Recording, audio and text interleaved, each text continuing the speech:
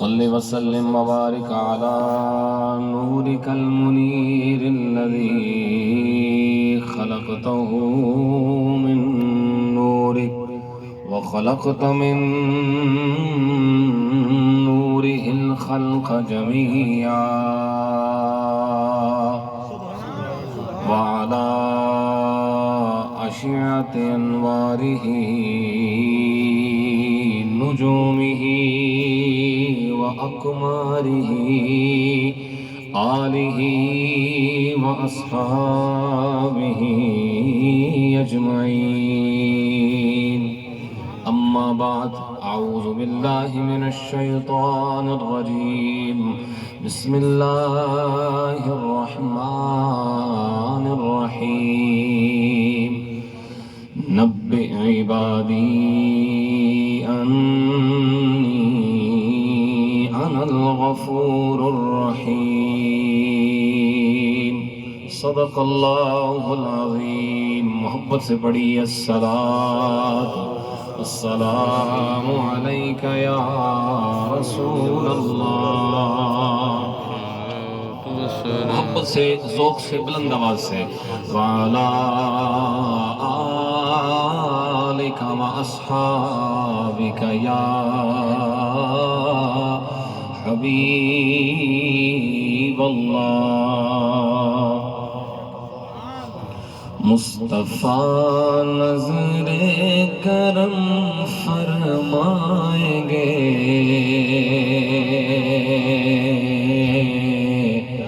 مصطفیٰ نظر کرم فرمائیں گے.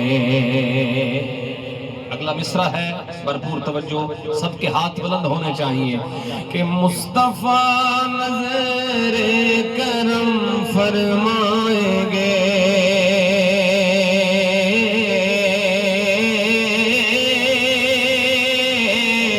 مصطفیٰ نظر کرم فرمائیں گے.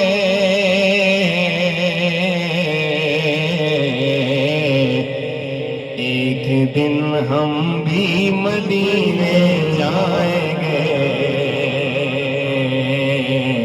ایک دن ہم بھی مدینے جائیں گے. پڑھیے سب، ایک دن ہم بھی مدینے جائیں گے، ایک دن ہم بھی مدینے جائیں گے. گنبد خضرا کی ٹھنڈک پائیں گے،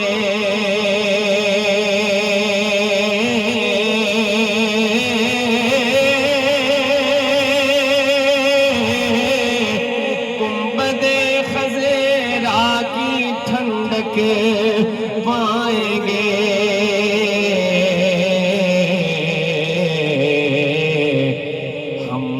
اس کے سائے میں سو جائیں گے، ہم بھی اس کے سائے میں سو جائیں گے. اور سبز گنبد پر نظر جب جائے گی،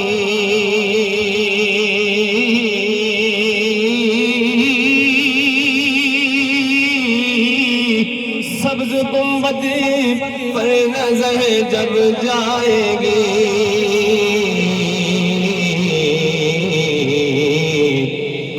کام سب بگڑے ہوئے بن جائیں گے، کام سب بگڑے ہوئے بن جائیں گے. مل کے ایک دن ہم بھی مدینے جائیں گے،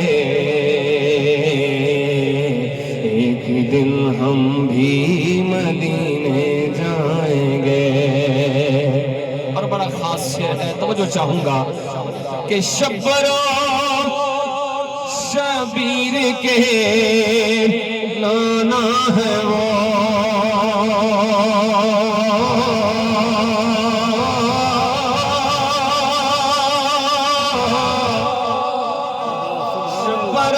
شبیر کے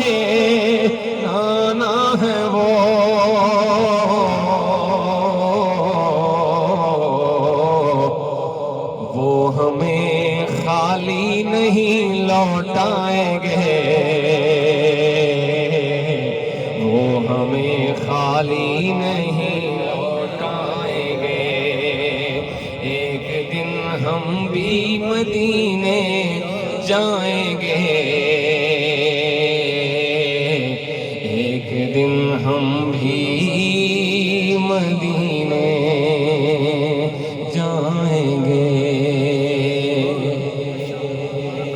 بعد از حمد و صلاۃ معزز محترم لائق سب عزت و تکریم حضرات علماء کرام، مشائخ اعظام، خوبصورت محفل پاک غلامان رسول صلی اللہ علیہ وسلم سجائے بیٹھے ہیں۔ آج کی یہ بابرکت تقریب سعید جناب محترم حاجی میاں محمد اسلم صاحب اور ان کے برادران کے عزیز بھائی جناب حاجی عاشق محمد صاحب ان کے سال ثواب کے لیے سجی ہے۔ اللہ تعالیٰ حاجی صاحب کی بے حساب مغفرت فرمائے، درجات بلند فرمائے۔ یہ بات واضح ہے، آپ احباب اتنی شدید گرمی میں وقت نکال کے تشریف لائے ہیں، خلوص نیت شامل حال ہو تو یقین جانیے یہ فائدہ ہی فائدہ ہے، خسارے کا سودا نہیں ہے۔ مسلمان اپنے مسلمان بھائی کے لیے جب دعا کرے اور اس وقت دعا کرے جب وہ سامنے نہ ہو، اس خاص انداز میں کی جانے والی دعا کی اللہ کے ہاں ایک خاص حیثیت ہے۔ ایک دعا وہ ہے جو آپ کسی کے سامنے اس کے لیے کرتے ہیں، اللہ تیرا بھلا کرے۔ ایک دعا وہ ہے جو اس وقت کرتے ہیں جب وہ سامنے نہیں ہوتا۔ حدیث رسول ہے مسلم شریف میں، حضور نے فرمایا دعوت المرء المسلم لأخیہ بظہر الغیب مستجابۃ۔ بندہ مومن جب اپنے بھائی کے لیے دعا کرے اور اس وقت دعا کرے جب وہ سامنے موجود نہ ہو، فرمایا ایسی دعا کو میرا رب قبول فرما لیتا ہے، مقبول دعا ہے۔ خلوص ہونا چاہیے، نہ ریا ہو نہ سما ہو، نہ سناوا ہو نہ دکھاوا ہو، محض اپنے رب کو منانے کے لیے، اپنے بھائی عزیز کی خیر خواہی کے لیے اپنے رب کے حضور حاضر ہو۔ اور پھر حضور نے فرمایا وَعِنْدَ رَأْسِهِ الْمَلَكُ الْمُؤَكَّلُ، جب بندہ دعا کر رہا ہوتا ہے اس وقت اس کے سر کے پاس اللہ کا ایک فرشتہ کھڑا ہوتا ہے۔ سبحان اللہ۔ کیا کرتا ہے وہ فرشتہ؟ فرشتہ کیا کرتا ہے؟ فرمایا کلما دعا لأخیہ قال آمین۔ سبحان اللہ۔ دعا کرنے والا دعا کرتا ہے، آمین رب کا فرشتہ کہتا ہے۔ کہو سبحان اللہ۔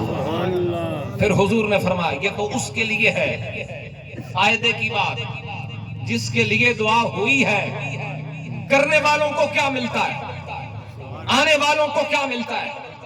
میرے نبی علیہ السلام نے فرمایا وَقَالَ وَلَكَ بِمِثْلٍ، فرشتہ یہ بھی کہتا ہے اے دعا کرنے والے، جو دعا تو نے اپنے بھائی کے لیے کی ہے اللہ یہی دعا تیرے حق میں بھی قبول فرمائے۔ جو تو مانگ رہا ہے اپنے بھائی کے لیے اللہ تجھے بھی عطا کرے۔ کیا خیال ہے، سودا فائدے کا ہے یا گھاٹے کا ہے؟ بندہ مومن جو ممکنہ طور پہ گنہگار ہے اپنے اس بھائی کے لیے دعا کرتا ہے جس میں یہ امکان ہے کہ وہ بھی گنہگار ہے۔ ایک گنہگار دوسرے گنہگار کو دعا دیتا ہے، اللہ کو یہ عمل اتنا پسند ہے فرشتوں کی ڈیوٹی لگاتا ہے اب اس بندے کے لیے تم نے دعائیں کرتے رہنا ہے۔ اس نیت سے حاضر ہوا کریں کہ ہم اپنے بھائی کے خیر خواہ ہیں، ہم اپنے رب سے مانگنے آئے ہیں۔ باقی ہمارا ایک مقصد یہ بھی ہوتا ہے بعض اوقات، بلکہ ہوتا یہ ہے کہ بندہ خوش ہو جائے۔ بندے کو خوش نہ کیا کریں، رب کو کیا کریں۔ اعمال کا دار و مدار۔ آئیے احباب، قرآن حکیم کی ایک آیت میں نے پڑھنے کا شرف حاصل کیا ہے، اللہ کی رحمتوں کا تذکرہ کریں گے، قرآن و سنت کی روشنی میں کریں گے۔ یہ بات بالکل واضح ہے، بندے کا، مخلوق کا، انسان اور جن کی بات کر رہا ہوں، مقصد حقیقی اپنے رب کی معرفت ہے۔ عبادت یہ دوسرا مقصد ہے، اس سے پہلا مقصد معرفت ہے۔ پتہ ہوگا اپنے رب کا تو عبادت کرے گا نا، جس کو پہچان اور معرفت ہی نہ ہو وہ کیسے عبادت کرے گا؟ حضور غوث پاک رضی اللہ عنہ فرماتے ہیں کہ اگر بندے کو اپنے رب کی معرفت نہیں تو کیف یعبدہ، وہ عبادت کر کیسے سکتا ہے؟ اس کی صفتوں کی پہچان ہو، کچھ نہ کچھ تو ہو۔ جسے اپنے رب کی رحمت کا پتہ نہیں، وہ اپنے رب کی رحمت سے امید کیسے رکھ سکتا ہے؟ جسے اس کی صفت جباری اور قہاری کا ادراک نہیں، معرفت نہیں، وہ ڈر کیسے سکتا ہے؟ سو صفتوں کا ادراک اور معرفت جتنی عقل ہے اور جتنی حیثیت ہے یہ ضروری ہے۔ اور یقین جانیے آسان ترین ذریعہ اور واحد ذریعہ، وہ جو کرنا بھائیو، سبحان اللہ، اصلی ذرائع میں سے واحد ذریعہ اللہ کی معرفت کا، اس کی صفتوں کی معرفت کا صرف اور صرف زبان مصطفیٰ ہے سبحان اللہ صلی اللہ علیہ علیہ وسلم۔ اللہ تعالیٰ نے قرآن حکیم کے اندر اپنی صفتوں کی جب بھی بات کی ہے اپنے نبی کی زبان سے کروائی ہے، بے شمار مقامات ہیں۔ آپ احباب اب پتہ نہیں کیسے بولتے ہیں، سبحان اللہ کہیں گے تو میں محبت سے پڑھ سکوں گا قرآن۔ اونچی آواز سے اتنا مجمع ہے، بلند آواز سے سبحان اللہ۔ آئیے اللہ کا قرآن پڑھتے ہیں، میں پہلی آیت پڑھنے والا ہوں۔ آؤ میرے پاک نبی کے غلاموں غور کرو، میرا پروردگار فرماتا ہے قل اللہم مالک الملک تؤتی الملک من تشاء وتنزع الملک ممن تشاء وتعز من تشاء وتذل من تشاء بيدك الخير إنك على كل شيء قدير۔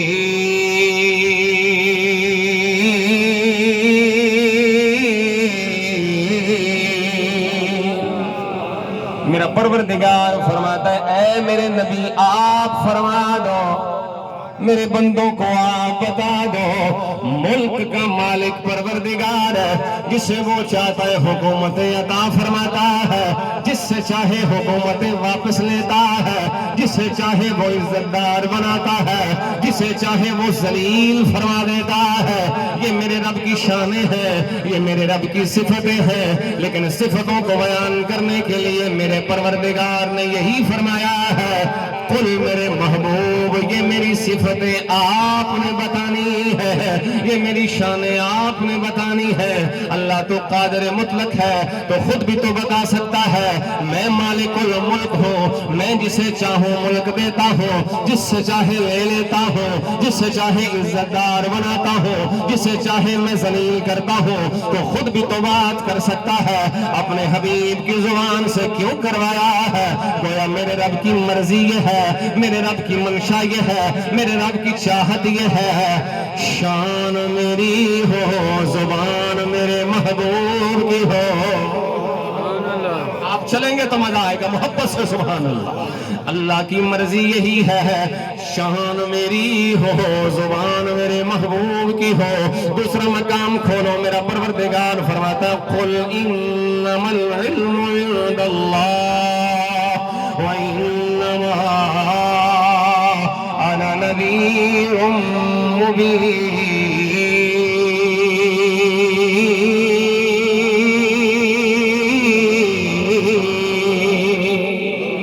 پروردگار فرماتا ہے اے محبوب آپ ان بندوں کو بتا دو علم کا مالک میرا پروردگار ہے، علم سارے کا سارا میرے پروردگار کی شان ہے۔ سوال پھر وہی ہے اے اللہ تو قادر مطلق ہے، ایسے بھی تو فرما سکتا ہے سارے علوم کا مالک پروردگار میں خود ہوں، اپنے محبوب کی زبان سے کیوں کروایا ہے؟ جواب پھر وہی آئے گا اللہ کی پسند یہ ہے، اس کی مرضی یہ ہے شان میری ہو، زبان میرے محبوب کی ہو۔ کہیں میرا پروردگار فرماتا ہے قل هو الرحمن، اے محبوب وہ رحمان ہے یہ بھی آپ نے بتانا ہے۔ کہیں فرمایا قل هو القادر، اے محبوب وہ قادر ہے یہ بھی آپ نے بتانا ہے۔ کہیں فرمایا قل هو اللہ احد، اے محبوب وہ ایک ہے یہ بھی آپ نے بتانا ہے۔ میری شانوں کو آپ نے بیان فرمانا ہے۔ اور کہیں فرمایا نبئ عبادی انی انا الغفور الرحیم۔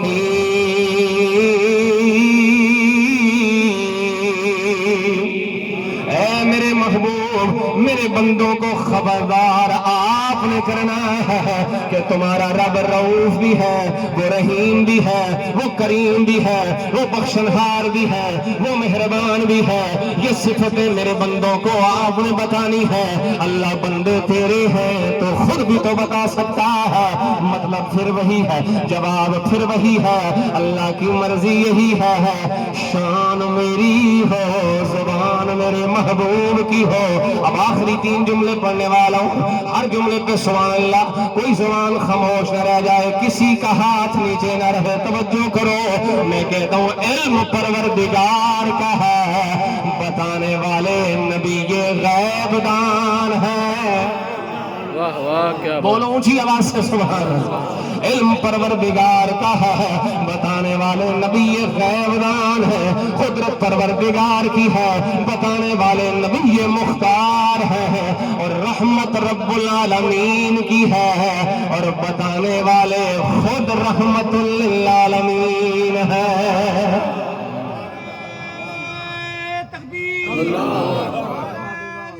یا رسول اللہ حق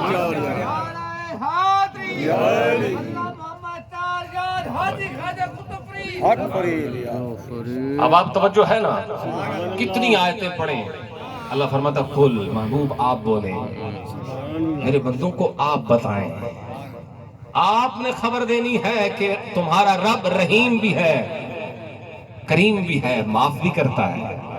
اب آئیے حضور ہی کی زبان سے اللہ کی رحمت کی تھوڑی سی بات کر لیں۔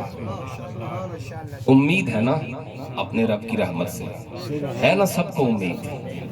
اگر امید ہے تو پھر یہ مایوسی والے جملے ہم چھوڑ دیں۔ بعض اوقات ہم ایسے عام طور پہ ایسے مایوسی والے لفظ بولتے ہیں جو اللہ کو ناپسند ہوتے ہیں۔ مثال دیتا ہوں، کوئی بندہ آکھے، اب مجھے سرائکی تو نہیں آتی، پنجابی میں سمجھاتا ہوں۔ کوئی بندہ آکھے نا دعا کرو، میں ہی کہہ دوں کسی کو دعا کرو تو ممکن ہے اگوں جواب انج ہوئے کہ نہیں جناب تسی کرو، ساڈی کتھے قبول ہونی ہے۔ کہتے ہیں بعض اوقات نہیں جی نہیں، میں تو گناہگار ہویا، میری کتھے قبول؟ جیڑا بندہ انج گل پہ کرتا ہے میری رب نے نہیں سننی، نہیں قبول کرنی، پھر کیڑے منہ نہ مانگتا ہے؟ پھر کس منہ سے مانگتا ہے؟ بلا تشبیہ ایک مثال دیتا ہوں۔ ایک بندہ اپنے پڑوسی کے دروازے پہ دستک دے، اسے باہر نکالے اور ابے کی شکایت کرے، ابا کھ دینا نہیں، خرچہ نہیں دینا، ابا میرا مجھے بھوکا مارتا ہے۔ پھر دوسرے دروازے پہ دستک دے اور کہ ابا کھ نہیں دینا، پھر تیسرے پہ دستک دے اور پھر کہ ابا کچھ نہیں دیتا۔ ہر دروازے پہ بتائے ابا دیتا نہیں دیتا نہیں، پھر ابے کے پاس آئے ابا کچھ دے دے، تو ابا تو بڑا خوش ہوگا نا۔ پھر کیا خیال ہے؟ وہ کہے گا انہی سے جا کے مانگنا جن کے سامنے میری بےزتی کر کے آیا ہے، میرے شکوے کر کے آیا ہے، میری شکایتیں کر کے آیا ہے۔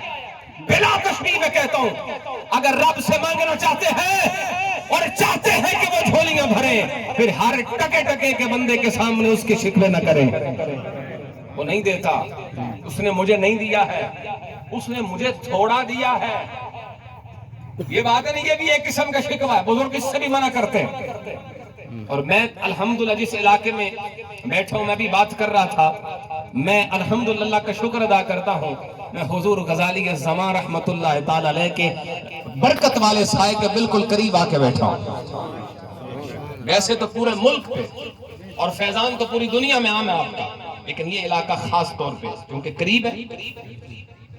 روحانیت، اہل تصوف یہ بات بڑی وضاحت سے بیان کر سکتے ہیں اور سمجھا سکتے ہیں، میں تو اتنا اہل علم نہیں ہوں، لیکن پھر بھی عرض کروں گا، یہ بات کرنا اللہ نے مجھے تھوڑا دیا ہے، کسی امیر کو دے کے کہنا مجھے کچھ نہیں دیا میرے رب نے، یہ بھی شکوہ ہے۔ حضرت جنید بغدادی رضی اللہ عنہ کے پاس ایک بندہ آیا اور آ کے عرض کرنے لگا، حضور دعا کرو میرا رزق بڑھ جائے، زیادہ ہو جائے۔ آپ نے فرمایا جو پہلے رزق ہے وہ تھوڑا ہے؟ کہتا جی تھوڑا ہے تو ہی میں نے عرض کیا ہے، دعا کے لیے درخواست کی ہے۔ آپ نے فرمایا مجھے یہ بتا وہ تھوڑا تجھے کس نے دیا ہے؟ کہاں سے ملا ہے؟ کہتے اللہ نے دیا ہے۔ آپ نے فرمایا جب اللہ نے دیا ہے تو پھر تو جھوٹا ہے، میرا رب جسے دیتا ہے بے حساب ہی دیتا ہے۔ ظرف مختصر ہے تیرا، سوچ چھوٹی ہے تیری۔ کیا اتنی نعمتیں جو ہمارے پاس ہیں ان کے بھی قابل تھے ہم؟ اس لیے میرے بھائیوں اپنے رب سے اچھا گمان، اپنے رب کے شکایات اور شکووں کو ترک کر کے جب بھی بات کریں پورے یقین سے، انا عند ظن عبدی، اللہ فرماتا ہے میں بندے کے ساتھ ویسا ہی سلوک کرتا ہوں جیسا وہ میرے بارے میں خیال کرتا ہے۔ آئیے اللہ کی رحمت کی بات کریں۔ ایک حدیث پڑھتا ہوں جامع ترمذی سے، نبی پاک علیہ الصلوۃ والتسلیم ارشاد فرماتے ہیں جہنم سے دو بندوں کو نکالا جائے گا، اشتد صیاحہما، وہ بڑے زور زور سے چیخیں گے جہنم کے اندر، اللہ فرمائے گا ان کو نکالو، باہر نکالا جائے گا، اللہ ان سے سوال فرمائے گا لأی شیء اشتد صیاحکما، کیوں چیخیں مار رہے ہو، کیوں شور مچا رہے ہو؟ وہ بندے دونوں عرض کریں گے لترحمنا، اے اللہ ہم یہ چیخیں اس لیے مار رہے ہیں، یہ شور اس لیے مار رہے ہیں کہ تو ہم پہ کرم فرمائے، تو ہم پہ رحم فرمائے، تیری رحمت کو آوازیں دے رہے ہیں، تیری رحمت کے منتظر ہیں۔ اللہ فرمائے گا مفہوم حدیث، اللہ فرمائے گا جاؤ واپس جہنم میں، جہاں سے آئے ہو لوٹ جاؤ، تمہارے لیے رحمت یہی ہے، جتنا عذاب ہے اسی پہ گزارا کرو، یہ بھی میری رحمت ہے کہ اتنا دیا ہے، اس سے زیادہ بھی تو دے سکتا تھا، جاؤ واپس لوٹ جاؤ۔ اب محبت سے سبحان اللہ پڑھیں تو حدیث کے اگلے جملے، آؤ میرے پاک نبی کے غلاموں غور کرو، اللہ فرمائے گا دونوں لوٹ جاؤ، جہاں سے آئے ہو واپس لوٹ جاؤ۔ ان دونوں میں سے ایک دوڑ لگائے گا، جہنم کی طرف دوڑ کے جائے گا، اور دوسرا رک جائے گا، انتظار کرے گا، پھر چلے گا، پھر رکے گا، پھر چلے گا، پھر رکے گا۔ اللہ فرمائے گا فرشتوں دونوں کو واپس بلایا جائے، اللہ فرمائے گا او دوڑنے والے تو پہلے بتا دوڑ کیوں لگائی ہے؟ تجھے پتا بھی تھا یہ جہنم ہے، یہ جہنم کی آگ ہے، تجھے پتا تھا یہ عذاب کی جگہ ہے، پھر دوڑ کے کیوں جاتا ہے؟ وہ بندہ عرض کرے گا مولا مفہوم حدیث یہی ہے، وہ عرض کرے گا مولا میں نے یہ نہیں دیکھا ہے، جہاں جانا ہے وہ عذاب کی جگہ ہے، جہاں جانا ہے وہ تیرے غضب کی جگہ ہے، مولا میں نے تو یہی دیکھا ہے کہ حکم میرے پروردگار نے دیا ہے، تیرا حکم سمجھ کے دوڑ لگائی ہے، میں تیرے حکم کے آگے سر تسلیم خم کرتا ہوں، تیرا حکم سمجھ کے دوڑ پڑا ہوں۔ اللہ دوسرے کو فرمائے گا تو نے دوڑ کیوں نہیں لگائی؟ کیا تجھے پتا نہیں کہ یہ میرا آرڈر تھا، یہ میرا حکم تھا؟ وہ بندہ عرض کرے گا مولا مجھے امید تھی، تیرے کرم سے امید تھی، ایک بار تو نے اگر نکالا ہے دوبارہ نہیں ڈالے گا، ایک بار تو نے اگر جہنم سے نکالا ہے دوبارہ جہنم میں داخل نہیں فرمائے گا، اللہ مجھے تو تیرے کرم سے امید تھی، اللہ دونوں کے لیے حکم نامہ جاری فرمائے گا۔ مفہوم حدیث یہی ہے، اللہ فرمائے گا او میرے بندو سنو سنو، اللہ نے تمہارے گناہوں کو معاف فرما دیا ہے، تم دونوں کو جنتی بنا دیا ہے۔ نعرہ تکبیر، نعرہ رسالت، نعرہ تحقیق، نعرہ حیدری، علماء حق اہل سنت، سبحان اللہ سبحان اللہ، کیا بات ہے حضرت۔ تو جو ہے نا میرے بھائیوں کی، اب یہاں دو چیزیں، ایک خوف رکھتا تھا، حکم مان رہا تھا ڈر کے کہ ایسا نہ ہو زندگی بھر حکم نہیں مانے اپنے رب کے، اگر اب نہیں مانوں گا تو پتہ نہیں کیا بنے گا، ڈر رہا تھا اور ڈر کی وجہ سے دوڑ پڑا، اور دوسرا میرے رب کی رحمت سے امید رکھے ہوئے بیٹھا تھا، ایک خوف میں تھا دوسرا امید میں تھا، جس میں خوف ہوتا ہے رب اس پہ بھی رحمت فرما دیتا ہے، جسے امید ہوتی ہے رب اس پہ بھی کرم فرما دیتا ہے۔ لیکن دونوں چیزیں ایک لیول میں رہیں، بیلنس رہے، خوف اتنا نہ بڑھ جائے کہ مایوس ہو جائے بندہ، اور امید اتنی نہ بڑھ جائے کہ بندہ بد عمل ہو جائے۔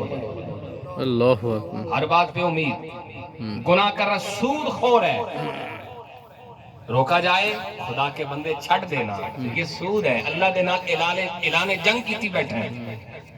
آگے سے جواب کیا ہوتا ہے؟ جی اللہ غفور الرحیم ہے۔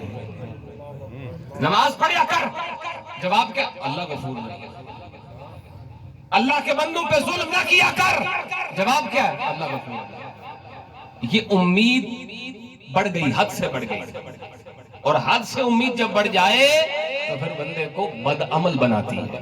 بیلنس رہے، کچھ خوف بھی رہے، امید بھی رہے، اور ایمان جو ہے نا امید اور خوف کے درمیان ہے، نہ بہت خوف بڑھے، اتنا خوف ہو جائے کہ بندے کی امید ختم ہو جائے، یہ بھی درست نہیں ہے، اور اتنی امید بڑھ جائے کہ اللہ کی اس کی سزا سے، اس کے غضب سے، اس کے عذاب سے ڈر نہ لگے، یہ امید بھی بندے کو گمراہ کر دیتی ہے۔ دونوں چیزیں ہمارے لیے ضروری ہیں۔ آئیے احباب، جب اللہ رحیم ہے، وہ رحم فرماتا ہے، ہمیں یہ پتہ ہونا چاہیے کہ مانگنا کیسے ہے۔ یہ تو پتہ چل گیا نا، وہ رحیم ہے، وہ کریم ہے، وہ خوف والوں کو بھی بخش دیتا ہے، وہ امید والوں کو بھی بخش دیتا ہے، یہ بھی پتہ ہونا مانگنا کیسے ہے۔ آپ بڑی پکی بات کر رہا ہوں، توجہ کریں، یہ مشائخ علماء میرے مسلک کی چاند بیٹھے ہیں، میں بڑی سادہ سی بات کرنے والا ہوں۔ اللہ کی قسم، دین سکھایا حضور نے ہے، دین پہ چلنا حضور کے صحابہ نے سکھایا ہے۔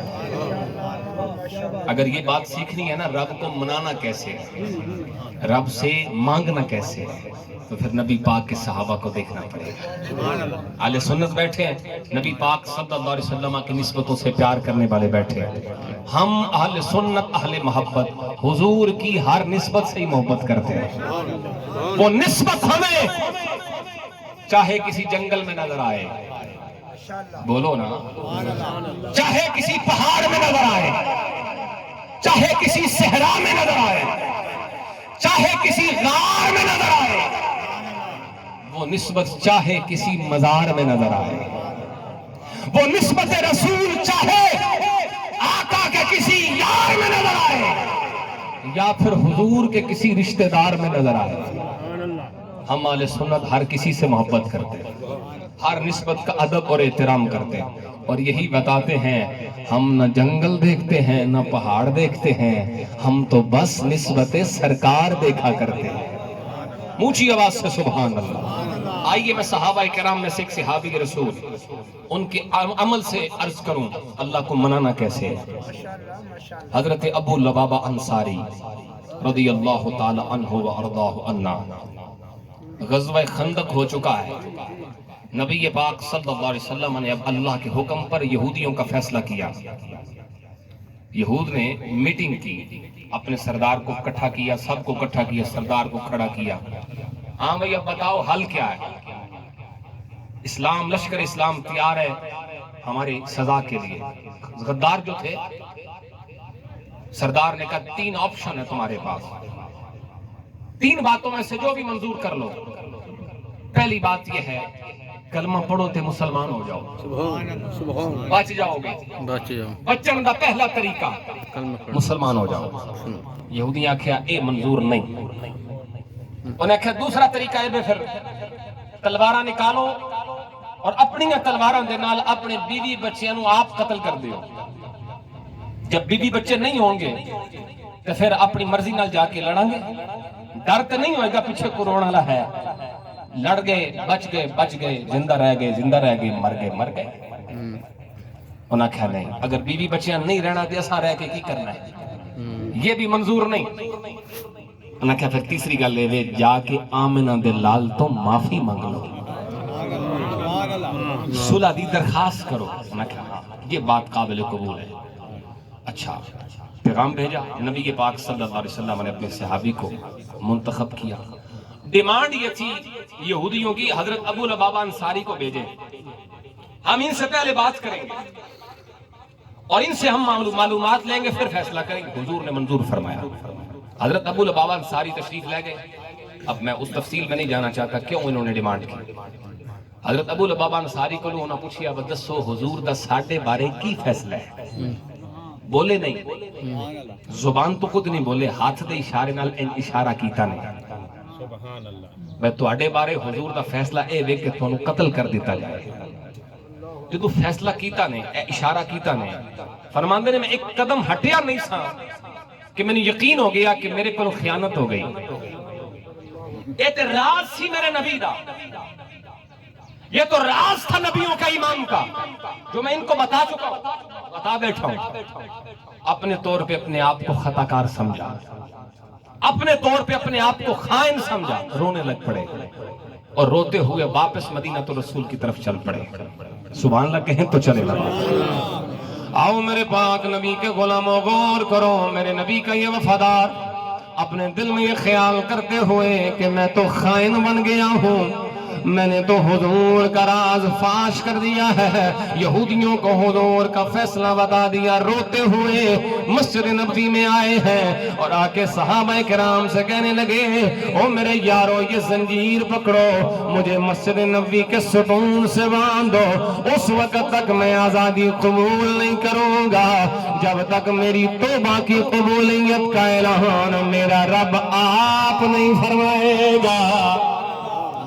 جو ہے نا بھائیوں کی اپنے آپ کو قید کروایا، صحابہ کرام نے باندھا ہے، حضور کی بارگاہ میں خبر پہنچائی یا رسول اللہ ابو لبابہ نے اپنے آپ کو قید کر لیا ہے، اپنے آپ کو مسجد نبوی کے ستون سے بندھوا لیا ہے۔ میرے نبی نے جو لفظ فرمائے ان کا مفہوم یہ ہے، فرمایا کاش ابو لبابہ میرے پاس آتے ہیں پھر میں جانوں ابو لبابہ کی معافی جانے، اونچی آواز سے بولا کرو سبحان، پھر میں جانوں ابو لبابہ کی معافی جانے۔ میرے نبی علیہ السلام نے فرمایا اب ابو لبابہ کی اپنی مرضی ہے، جو فیصلہ اس نے کیا ہے وہ مجھے بھی منظور ہے۔ توجہ کرو، دن گزرنے لگے، حضرت ابو لبابہ انصاری مسجد نبوی کے ستون سے بندھے ہوئے ہیں، نہ کھانا ہے نہ پینا ہے، قضاء حاجت کے لیے وضو کے لیے کھولا جاتا ہے، نماز کے لیے کھولا جاتا ہے، پھر نماز سے فارغ ہونے کے بعد اپنے ہاتھوں سے زنجیر پیش کرتے ہیں اور کوئی صحابی دوبارہ سے باندھ دیتا ہے۔ توجہ کرو احباب، دنیا میں بڑے بڑے قیدی گزرے، کوئی کسی بادشاہ کا قیدی ہے، کوئی کسی وزیر کا قیدی ہے، کوئی کسی حکومت کا قیدی ہے، مگر یہ عجیب قیدی تھا جو اپنے ضمیر کا قیدی ہے۔ حضرت ابو لبابہ نے فرمایا نا کوئی میرے قریب نہیں آئے گا، آزادی قبول تبھی کرنی ہے جب نبیوں کے سردار نے اللہ کا حکم سنانا ہے۔ وقت گزرتا جا رہا، دستیدہ نگاہوں سے میرے پاک نبی کا چہرہ دیکھتے ہیں، حضور کرم فرمائیں گے، میری طرف دیکھ کے حضور حسب عادت مسکرائیں گے، ترس رہے ہیں میرے نبی کی مسکراہٹوں کو۔ آقا کریم علیہ السلام نظر تو فرماتے ہیں مگر جب حضرت ابو لبابہ ہم دیکھتے ہیں نبی کریم اپنے چہرے انور کو مول لیتے ہیں، حضور نگاہیں پھیر لیتے ہیں۔ حضرت ابو لبابہ کے دن رات روتے ہوئے گزرتے ہیں، گویا روتے روتے زبان حال سے یہی پیغام سنا رہے تھے، زمانے والے کو یہی پیغام بتا رہے تھے کہ آپ کی نعت میں لکھے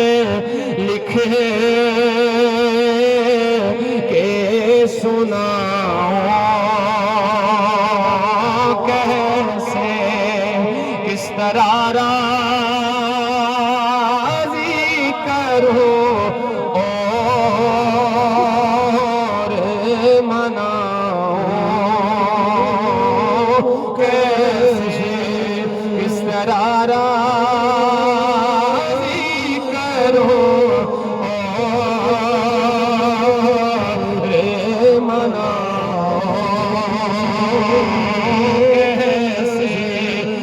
گزرتا جا رہا ہے۔ حضرت ابو لبابہ انصاری ایک دن بھی گزر گیا، دوسرا بھی گزر گیا، حتیٰ کہ بعض روایات میں آیا ہے 10 دن گزرنے کو آ گئے ہیں۔ حضرت ابو لبابہ اسی طرح مسجد نبوی کے ستون سے بندھے ہوئے ہیں، کسی کو کھولنے کی اجازت نہیں، نماز کے لیے کھولا جاتا ہے پھر باندھا جاتا ہے، گویا زبان حال سے برستے ہوئے آنسوؤں کے ساتھ یہی دنیا کو بتا رہے ہیں کہ آپ کے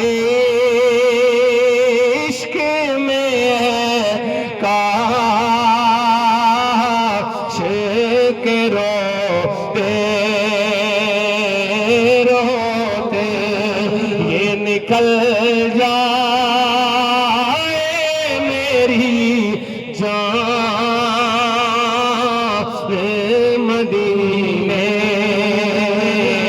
والے. اب کوئی زبان خاموش نہ رہ جائے. آسان پڑھنے والا ہوں مل جاؤ میرے ساتھ کہ میرا دل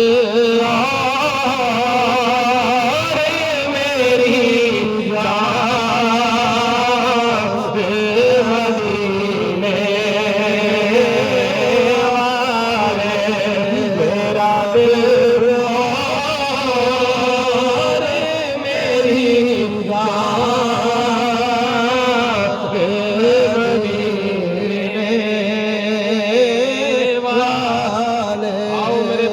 نبی کے غلاموں غور کرو. پھر وہ پرکیف لمحات قریب آئے تھے جب میرے نبی نے صحابہ کرام کو یہ حکم فرمایا تھا.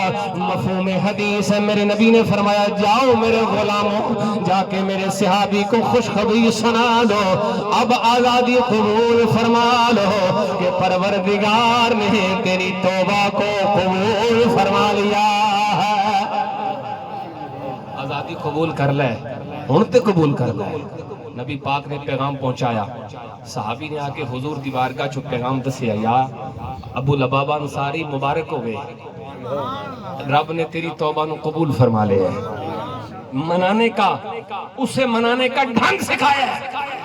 پڑھ رہو اس کے دربار میں گر جاؤ اس کی بارگاہ میں کبھی تو جواب آئے گا. یہ ایک دو بار یاد رہے. اللہ تعالیٰ زیادہ مانگنے کی توفیق اسی کو دیتا ہے جس کی زبان سے اپنا نام پسند فرماتا ہے. اسے بار بار اپنا نام لینے کی توفیق دیتا ہے. بار بار مانگنے کی توفیق دیتا ہے. جس بندے نو منگن کی توفیق نہیں اللہ سب کچھ بغیر منگے ہی دیتی جا رہی ہے. کدی اس دعا بھی نہیں کی دعا مانگدا ہی نہیں. کدی وہ سر درد کیتا ہی نہیں. اس کدی ہاتھ پھیلائے ہی نہیں. وہ اس زاویے نال بھی سوچے کدھرے میرا رب میرے نال ناراض تے نہیں کہ میری زبان تے اپنا نام پسند نہیں کردا. جیڑا بندہ بے شک غریب ہے بے شک بیمار ہے بے شک ظاہری نعمتاں تو محروم ہے مگر اونوں منگن دی توفیق ہے خوش ہو جائے اللہ او دی زبان تے اپنا نام پسند فرماندا ہے. توجہ کرنا حباب. حضرت ابو لبابہ انصاری نے پیغام بھجوایا جاؤ میرے نبی سے کہو. مفہوم ہے لفظوں کا ترجمہ نہیں مفہوم ہے. توجہ کرنا. پیغام پہنچاؤ آقا آپ کے نام پہ قید قبول کی ہے اب آپ خود کھولیں گے تو آزادی قبول کرو. نبی پاک اسلام خود تشریف منوانے کا اپنے رب سے معافی مانگنے کا طریقہ سکھایا صحابی رسول نے. آباب ذی وقار ہمارا رب یقیناً غفور الرحیم ہے مگر ہمیں مانگنا آنا چاہیے.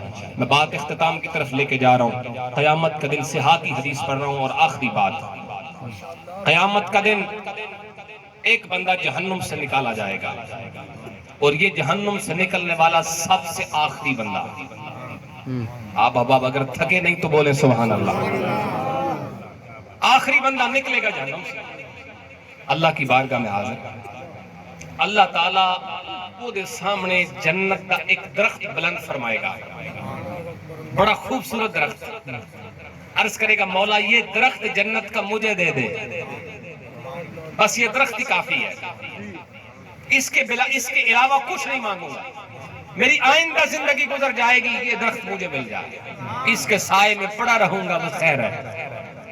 جنت کا تو ایک درخت ہی کافی ہے. اللہ دے دے. اللہ فرمائے گا وعدہ کر اگر یہ دے دیا تو کچھ اور نہیں مانگے گا. آخری التجا ہے تو کہے گا یا اللہ قبول ہے. مختلف لفظوں کے ساتھ کی حدیث صحیح میں موجود ہے. وعدہ ہے اللہ اسے وہ درخت عطا کرے گا. اس درخت کے سائے میں بیٹھے گا. اللہ اپنی قدرت سے اس کے سامنے ایک اور درخت ظاہر فرمائے گا. وہی احسن من الاولی. یہ دوسرا درخت پہلے درخت سے زیادہ حسین ہوگا بڑا بھی خوبصورت بھی. تھوڑی دیر دیکھے گا انتظار کہے گا پھر عرض کرے گا مولا اسے رہنے دیا جائے یہ دوسرا مجھے دے دے یہ دوسرا دے دے. اللہ فرمائے گا تو نے وعدہ نہیں کیا تھا نہیں مانگے گا تو وعدہ خلافی کر رہا ہے. بعض روایتوں میں لفظ ہے ما اقدرک یا ابن آدم، اے ابن آدم اتنا وعدہ خلاف ہے. انہیں وعدہ کیا تھا نہیں مانگوں گا، پھر یا اللہ آخری پھر نہیں مانگا گا، پھر وعدہ ہو گیا اب نہیں مانگوں گا. اللہ فرمائے گا چل اس درخت کے نیچے آ جا، تھوڑی دیر رکے گا. حدیث میں لفظ ہیں اللہ ایک اور درخت اس کے سامنے ظاہر فرمائے گا، وہی احسن من الاولیان عند باب الجنہ، یہ جنت کے دروازے پہ ہوگا، اور پہلے دونوں درختوں سے زیادہ خوبصورت، دونوں درختوں سے بڑا. تھوڑی دیر رکے گا، پھر عرض کرے گا مولا یہ دونوں رہنے دیں، یہ تیسرا مجھے دے دے. جو مسکرا رہے ہیں بولے نا سبحان اللہ. دیکھو میرا رب کتنا کریم ہے. اللہ یہ دے دے. اللہ فرمائے گا تو نے وعدہ نہیں کیا تھا نہیں مانگو. اللہ آخری بات اب نہیں مانگوں گا، آخری میری التجا ہے قبول ہو جائے. اللہ فرمائے گا اب وعدہ کر پھر نہیں مانگے گا. یا اللہ وعدہ ہو گیا، آجا جنت کے دروازے. اب وہ جنت کے دروازے پہ کھڑا ہے، درخت کے سائے میں ہے. تھوڑی دیر گزرے گی، حدیث میں لفظ ہے حتی یسمع اصوات اہل الجنہ، جنتی اندر گلاں کرن گے تے ان کنا چ جنتیاں دی آواز آئے گی. میں ذرا کیفیت سمجھنا، جنت دی دیوار ہے، اندر جنتی گفتگو کر رہے نے، ایدیاں کنا چ آواز پہ رہی ہے. کبھی سوچو یہ منظر، میلہ لگا ہے، چلو میلہ چھڑ دے کیونکہ جائز نہیں، اندر اولیاء اللہ دی مجلس ہے، درمیان اچ دیوار ہے، آواز آ رہی ہے مگر دیدار نہیں ہو رہا. دل مچلدہ تے ہے نا، کتنا کو انتظار. یا اللہ اب یہاں لے آیا ہے تو آگے بھی لے جا. اب تو دروازے پہ آ گیا ہوں، کچھ نہیں بچا، اب جنت میں داخل کر ہی دے. اللہ فرمائے گا سل، یہاں کھڑا رہ کے مانگتا رہ. وہ جو کرنا بھائیو، سوال کرتا رہ، جب تک رب چاہے گا وہ مانگتا رہے گا، سوال کرتا رہے گا، التجائیں کرتا رہے گا، حتیٰ کہ اعلان ہو جائے گا اے میرے بندے جنت میں داخل ہو جا. رب نے التجاؤں کو قبول فرما لیا ہے، اسے پسند ہے مانگنا. حضور غوث پاک فرماتے ہیں دنیا کے اندر بادشاہ بڑے گزرے جن سے مانگو تو ناراض ہو جاتے ہیں. ایک بار مانگو تو شاید کو دے دے، دو تین بار بار بار مانگو تو ناراض ہو جائیں گے. فرما آؤ دنیا کے بادشاہوں کو چھوڑو، اس کے دربار سے مانگو، اس کے دربار میں التجا کرو. جو نہ مانگنے پہ ناراض ہوتا ہے، مانگنے پہ خوش ہو جاتا ہے. امید رکھیں اپنے رب سے میرے بھائی. جب امید ہماری رہے گی، جب اللہ کی رحمت کی امید رہے گی، اس کی عذاب کا خوف رہے گا، تو پھر یقین کریں فضل الہی ہو ہی جائے گا. اور جب فضل الہی ہو جائے تو پھر بخشش کے لیے ایک نیکی بھی کافی ہو جاتی ہے. آخری شعر پڑھنا حضرت سلطان العارفین کی زبان سے، یہی بات سمجھائی ہے. التجا کرنی ہے تو کس انداز میں؟ حقیرانہ، فقیرانہ، عاجزانہ، انکساری کے ساتھ. حضرت سلطان فرماتے ہیں نام پا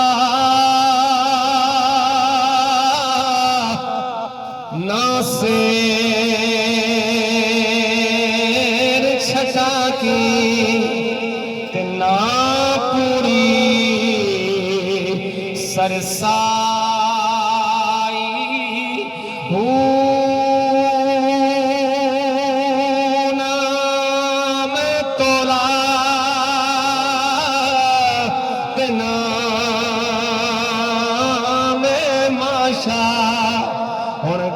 رتیاں تے آئی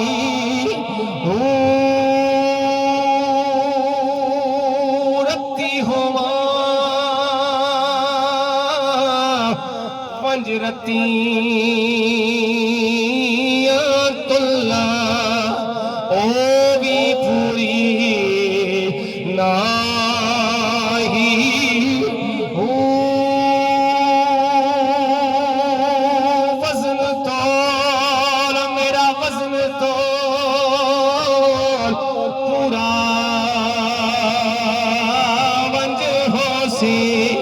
جد ہو سی فضل الہی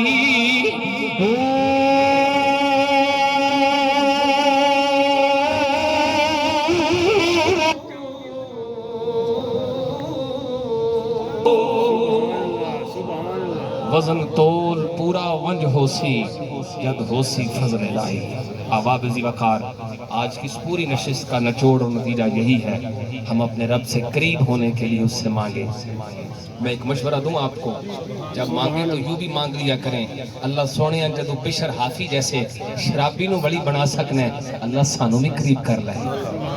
کدی کدی انج بھی منگیا کرو، اسی مانگنے کیاں یا اللہ پتر دے دے، تیاں دے دے، اللہ سونے رزق دے دے، کاروبار دے دے، گھر دے دے، گاڑی دے دے، یہ بھی مانگو، کھل کے مانگو، مگر یہ بھی مانگو اللہ اپنی محبت دے چھڑ، اللہ اپنی ولایت عطا کر دے، اللہ اپنے پیاروں میں شامل کر دے۔ جب فضیل ابن عیاض جیسے ڈاکو کو تو ولیوں کا سردار بنا سکتا ہے تو اللہ ہم پہ بھی کرم فرما سکتا ہے۔ آئیے حباب بات مکمل کرتے ہیں اس دعا کے ساتھ کہ اللہ تعالیٰ حاجی صاحب کی بے حساب مغفرت فرمائے، اللہ قبر میں ان کی آئندہ منازل کو آسان فرمائے، کروٹ کروٹ جنت کی بہاریں عطا فرمائے۔ جیسے کہ حضرت بیان فرما رہے تھے، بہت سخی اور بہت اللہ کے دین کی خدمت کرنے والے، اور لگے ہاتھوں میں حدیث سنائی دیتا ہوں، جو دین کی خدمت کرتا ہے وہ جنتی ہوتا ہے۔ آپ سب بولیں گے سبحان اللہ۔ جو دین کی خدمت کرتا ہے وہ کیا ہوتا ہے؟ جنتی ہوتا ہے۔ حضور نے فرمایا تھا ان اللہ تعالی یدخل الثلاثۃ الجنہ بسہم واحد، قیامت دے دن ایک تیر دے بدلے ایک تیر دے بدلے قیامت دے دن 3 بندے جنت جا سن۔ ایک تیر ہوگا، جنت میں 3 جائیں گے۔ کون کون؟ الصانع لہو، پہلا او بندہ جس تیر بنایا ہے، والرامی بھی، دوجا وہ جنہیں تیر چلایا ہے، تیسرا وہ جس نے تیر اٹھا کے بس چلانے والے کو پیش کیا ہے۔ دین کی جو بھی خدمت کرتا ہے، مدارس کی، مشائخ کے اداروں کی، دین اسلام کی، اللہ اسے یقیناً بدلہ عطا فرماتا ہے۔ اللہ ان کی قبر پر رحمتوں کا نزول فرمائے۔ وآخر دعوانا الحمدللہ رب العالمین۔